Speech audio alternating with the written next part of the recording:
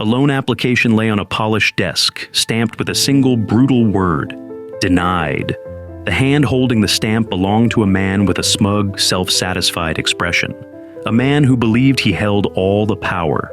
A sharply dressed black man, his face a mask of frustrated disbelief, staring at that same rejected application. But this wasn't just any man. He was standing in front of a sprawling mansion, a symbol of his immense success. The contrast was jarring, the injustice palpable. Imagine building a financial empire, only to be turned down for a loan by the very institution your money helped create.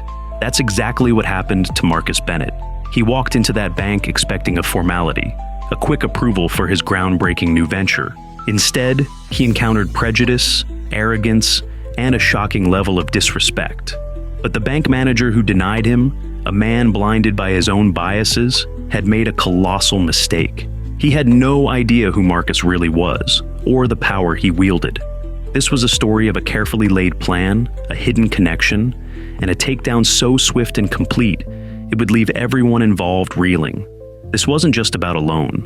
It was about justice. First National Bank stood tall and imposing, a monument to old money and traditional finance.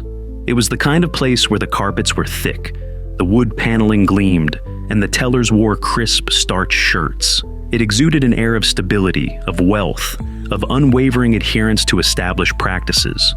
It was a financial institution that prided itself on its history, its reputation, and its selectivity. Marcus Bennett was a different breed entirely. He was a self-made man, a visionary entrepreneur who had built his fortune on innovation, on taking calculated risks, and on challenging the status quo. He wasn't born into wealth, he created it. He was the embodiment of the American dream, a testament to the power of hard work, determination, and a brilliant mind. He had a track record of transforming groundbreaking ideas into multi-million-dollar businesses, always staying one step ahead of the curve. But Marcus wasn't just about profits. He was about people. He valued collaboration, innovation, and, most importantly, opportunity. He believed in giving back, in creating a positive impact on the world. He was a dynamic force, a man who exuded confidence and a quiet, yet undeniable power. Years earlier, Marcus saw potential when no one else did. First National Bank was on the edge of going bankrupt. He made a significant and very timely investment that gave it the second wind it desperately needed. This not only saved the company, but also cemented Marcus's position there. Today, Marcus was back at First National, not as a savior, but as an applicant. He was seeking a loan for his latest venture, a cutting-edge tech startup poised to revolutionize the renewable energy sector. He had a meticulously prepared business plan, backed by solid research and impressive projections. He was confident, prepared, and perhaps a little naive. He assumed that his past success, his proven track record, and his history with the bank would speak for themselves. He was about to find out that some things, unfortunately, speak louder than logic and reason. Marcus was ushered into a spacious, if somewhat sterile, office. The furniture was dark wood, the walls adorned with framed certificates and pictures of stern-looking men in suits. It was a room designed to impress, to intimidate, to reinforce the bank's image of power and authority. Behind a large, imposing desk sat Mr. Robert Thompson, the senior loan manager. Thompson was a man in his late 50s with thinning gray hair, a neatly trimmed mustache, and a perpetually skeptical expression. He looked like he'd been born wearing a suit and tie. He exuded an air of old-school banking, of conservative values, and, as Marcus would soon discover, of deeply ingrained prejudices. "Mr. Bennett," Thompson said, his voice lacking any warmth or genuine welcome, "thanks for coming in. Please, have a seat." He gestured towards a chair with a slight, almost dismissive wave of his hand. "Mr. Thompson," Marcus replied, extending his hand with a confident smile. "Thanks for seeing me. I'm excited to share my proposal with you." He took a seat, placing his meticulously prepared business plan on the desk. Thompson barely glanced at the document. He leaned back in his leather chair, steepling his fingers, his eyes fixed on Marcus with a look that was more assessing than welcoming. "Mr. Bennett," he began, his tone condescending, "we appreciate your interest in securing a loan with First National, but I must emphasize that we have a very selective lending process. We cater to a certain clientele." The emphasis on selective and certain was subtle, but unmistakable. It was a coded message, a hint of the bias that lay beneath the surface. Marcus, however, chose to ignore the subtle jab, focusing instead on the business at hand. "Of course, Mr. Thompson," he said, his voice remaining calm and professional. "I understand, and I believe my proposal will demonstrate that this venture is a sound investment for First National." He opened the business plan, a sleek, modern document filled with charts, graphs, and market analysis. He began to outline his vision for the company, his passion for the project evident in his voice. "As you can see," he explained, "this venture is poised to disrupt the renewable energy sector. We have a unique technology, a strong team, and a clear path to profitability. We're projecting significant returns within the first year, and exponential growth in the years to come." Thompson interrupted him, waving a dismissive hand. "Mr. Bennett, with all due respect, these projections are highly optimistic, bordering on unrealistic. This industry is volatile. We need to see proven success, tangible results, not just potential." His tone was laced with doubt and a hint of disdain. He wasn't even pretending to be interested in the details of the proposal. Marcus felt a flicker of annoyance, but he maintained his composure. He had encountered this kind of skepticism before, the resistance to new ideas, the reluctance to embrace change. But there was something more here, something personal, something that went beyond the usual banker's caution. Thompson continued, his questions becoming increasingly pointed, almost accusatory. He questioned Marcus's assumptions, challenged his data, and dismissed his expertise with a wave of his hand. He wasn't evaluating the business plan, he was looking for reasons to reject it. He was subtly but consistently undermining Marcus's credibility, questioning his judgment, and treating him with a thinly veiled disrespect. He never once looked at the proposal. It was clear that Thompson had already made up his mind. The meeting continued, but it was more of an interrogation than a discussion. Mr. Thompson, seemingly uninterested in Marcus's detailed explanations and supporting data, continued to pepper him with skeptical questions, his tone growing increasingly dismissive. He leaned back in his chair, a smug, self-satisfied expression on his face, as if he had already made up his mind and was simply enjoying toying with Marcus. Finally, after what felt like an eternity, Thompson delivered the blow. He closed Marcus's business plan with a sharp snap, the sound echoing through the silent office. "Mr. Bennett," he said, his voice cold and devoid of any empathy, "I'm afraid we're going to have to decline your loan application at this time. We simply don't see this as a viable investment for First National Bank." The words hung in the air, heavy and final. Marcus felt a surge of anger, but he kept his voice calm and controlled. He had anticipated some resistance, but he hadn't expected such a blatant and unwarranted rejection. "Mr. Thompson," he said, his eyes fixed on the bank manager, "I've presented you with a comprehensive business plan, backed by solid market research, a proven technology, and my own track record of success in this industry. On what specific basis are you denying my application?" Thompson shifted uncomfortably in his chair, avoiding Marcus's direct gaze. He offered a series of vague and evasive explanations. "It's a combination of factors, Mr. Bennett. Our internal risk assessment, current market conditions, lending policies, it's simply not the right fit for us at this time." He was clearly grasping at straws, unwilling to reveal the true reason behind his decision. Marcus had had enough. He leaned forward, his voice low and intense. "Mr. Thompson," he said, "let's be honest here. Are you denying my loan because I'm a black man?" The question hung in the air, a direct challenge to Thompson's prejudice. The bank manager sputtered, his face turning a mottled red. "Of course not!" he exclaimed, his voice rising in indignation. "That's a ridiculous and frankly offensive accusation. This is purely a business decision. Your race has absolutely nothing to do with it." But his body language betrayed his lie. He fidgeted in his seat, he avoided eye contact, and his voice lacked conviction. He was a man caught in a lie, exposed for his prejudice. Marcus stood up, his tall frame towering over the seated bank manager. He was no longer trying to be polite or conciliatory. He was angry, and he wasn't going to hide it. "I think we both know that's not true, Mr. Thompson," he said, his voice filled with controlled fury. "You didn't even look at my proposal. You judged me the moment I walked in here, based on your preconceived notions, on your biases. You saw my skin color, and you made up your mind." He paused, letting his words sink in. "I'll be taking my business elsewhere, Mr. Thompson, and I assure you, this isn't over." He turned and walked towards the door, leaving a stunned and speechless Mr. Thompson staring after him. The air in the office was thick with unspoken tension, with the weight of prejudice exposed and the promise of consequences to come. Marcus stormed out of First National Bank, his anger simmering just beneath the surface. He felt the familiar sting of prejudice, the frustration of being judged not by his merits, but by the color of his skin. But beneath the anger, there was also a steely determination.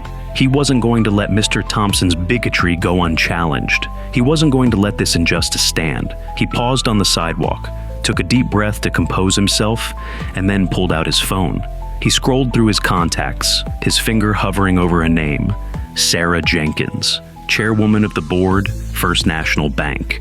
He pressed the call button, his expression hardening.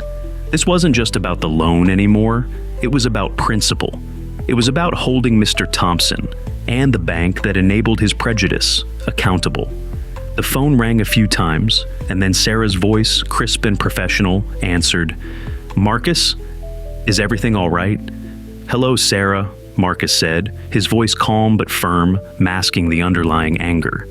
"I need to speak to the board of directors. Yes, all of them. It's urgent." He paused, letting the weight of his words sink in.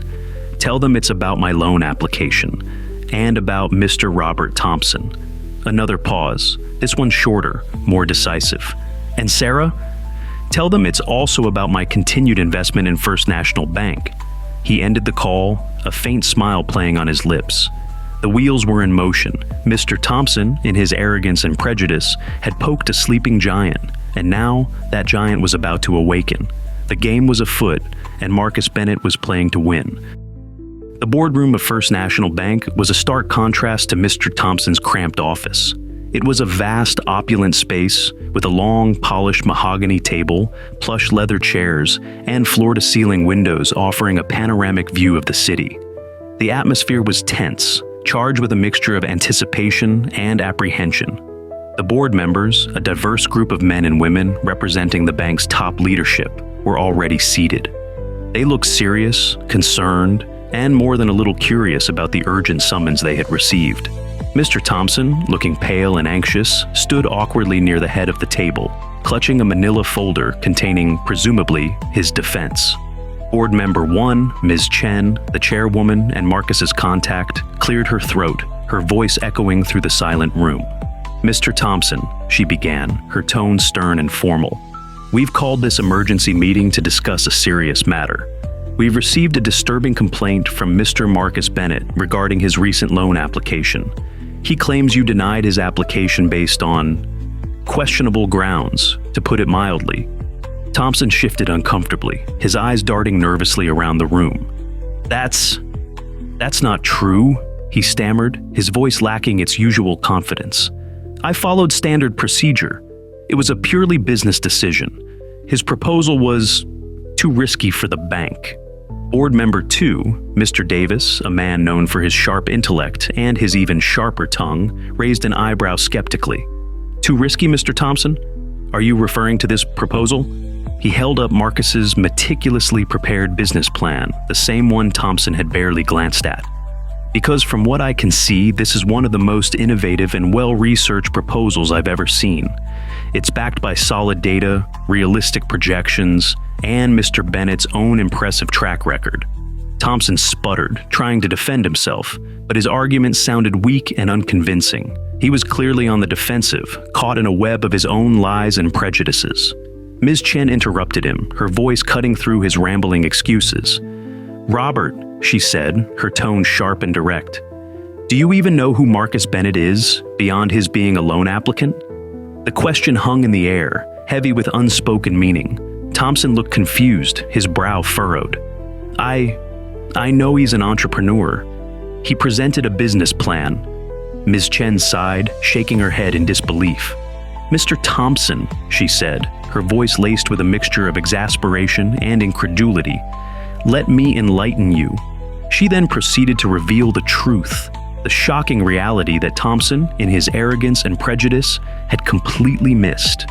Years ago, she explained, when this bank was teetering on the brink of collapse, facing bankruptcy and ruin, a young visionary entrepreneur stepped in. He saw potential where others saw only failure. He risked his own capital, his own reputation, to save this institution. She paused, letting her words sink in, her gaze sweeping across the faces of the stunned board members, and then settling on a petrified Mr. Thompson. That entrepreneur, Mr. Thompson, was Marcus Bennett.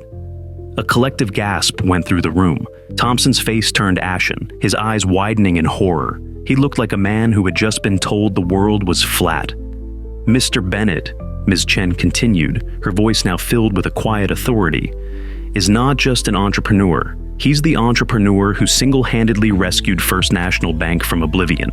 His initial investment, his faith in this institution, allowed us to rebuild, to recover, and to become the financial powerhouse we are today. Another board member, Mr. Rodriguez, added, his voice filled with disbelief, "And you, Mr. Thompson, denied his loan application? Based on what? Risk assessment?" Ms. Chen delivered the final, crushing blow. "Mr. Thompson," she said, her voice cold and unwavering, "Marcus Bennett is the largest individual shareholder in this bank. His stake is substantial. He's been a silent partner, preferring to stay out of the day-to-day operations. But his influence, his power, within this institution is undeniable." The revelation hung in the air, a devastating indictment of Thompson's incompetence and prejudice. He had not only insulted and disrespected a highly successful entrepreneur, he had jeopardized the bank's relationship with its most important investor. He had, in a single arrogant act, threatened the very foundation of the institution he was supposed to serve. Thompson, completely deflated, stammered, I had no idea. That's impossible." He looked like a man who had just realized he'd walked off a cliff and was now plummeting towards the inevitable, disastrous impact. The truth was out, and his career, his reputation, his entire world was about to come crashing down. A hush fell over the boardroom as Ms. Chen, the chairwoman, gestured towards the door. "Mr. Thompson," she said, her voice devoid of any warmth, "I believe Mr. Bennett is waiting outside. Please, invite him in." The doors opened, and Marcus Bennett entered the room. He stood tall, his expression calm but resolute. He exuded a quiet power, a sense of authority that filled the space. The contrast between him and the now shrunken figure of Mr. Thompson was stark.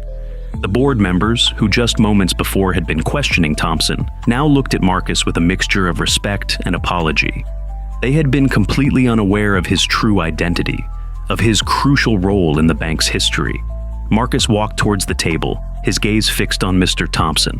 The bank manager looked like he wanted to disappear, to melt into the floor and escape the intense scrutiny. He was a picture of fear and regret. "Mr. Thompson," Marcus began, his voice calm but firm, "I believe you owe me an explanation and an apology." Thompson, his voice barely a whisper, stammered, "Mr. Bennett, I had no idea. I made a terrible mistake. I misjudged you. He couldn't seem to form a coherent sentence.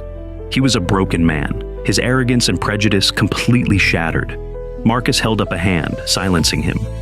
"A mistake, Mr. Thompson? Is that what you call it? You didn't just misjudge me. You judged me. You looked at me, you saw my skin color, and you made assumptions. You denied my loan application, not based on the merits of my proposal, but based on your own deeply ingrained biases." His voice rose slightly, but he maintained control. "You treated me with disrespect, with condescension, with a level of arrogance that I find frankly appalling. You didn't see an entrepreneur with a proven track record. You saw a black man asking for money and you decided, without even considering the evidence, that I wasn't worthy." The board members watched in silence, their expressions ranging from shame to disgust.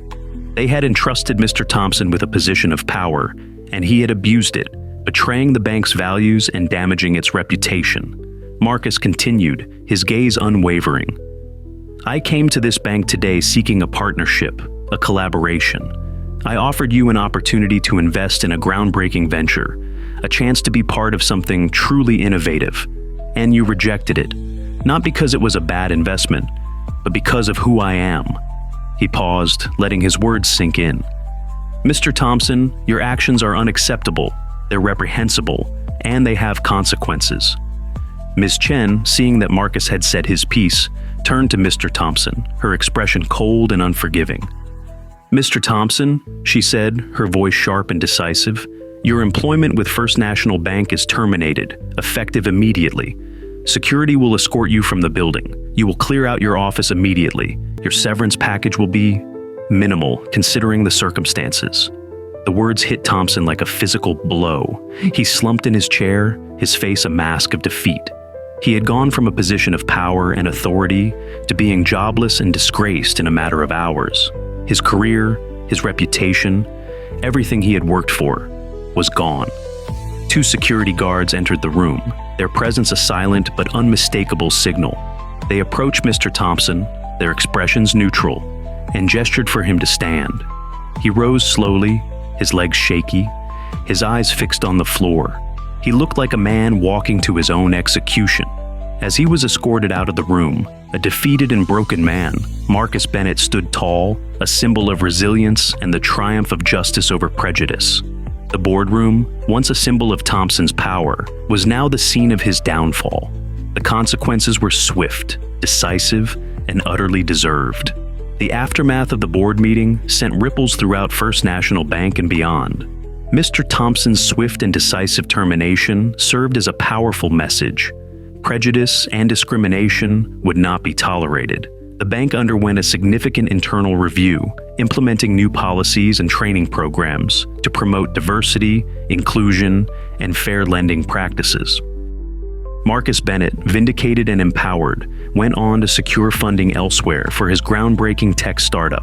The company, as he had predicted, achieved phenomenal success, revolutionizing the renewable energy sector and generating significant returns for its investors. He proved, beyond a shadow of a doubt, that Mr. Thompson's risk assessment had been nothing more than a smokescreen for his own prejudice.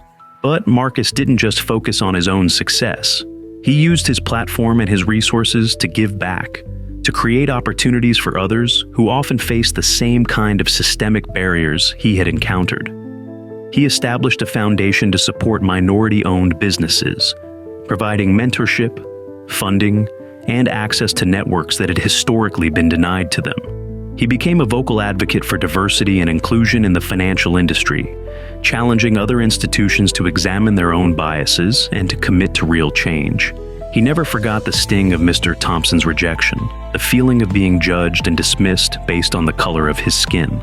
But he refused to let that experience define him. Instead, he used it as fuel, as motivation to create a more just and equitable world, one where talent and hard work were valued above all else. Marcus Bennett's story became a powerful example of resilience, of the triumph of merit over prejudice, and of the enduring importance of standing up for what's right. It was a reminder that even in the face of systemic injustice, one person's determination can make a world of difference. He didn't just build a successful company. He built a legacy of empowerment and change. He showed that true wealth lies not just in financial success, but in the positive impact you have on the world around you. Please remember to share, like, and subscribe to this channel.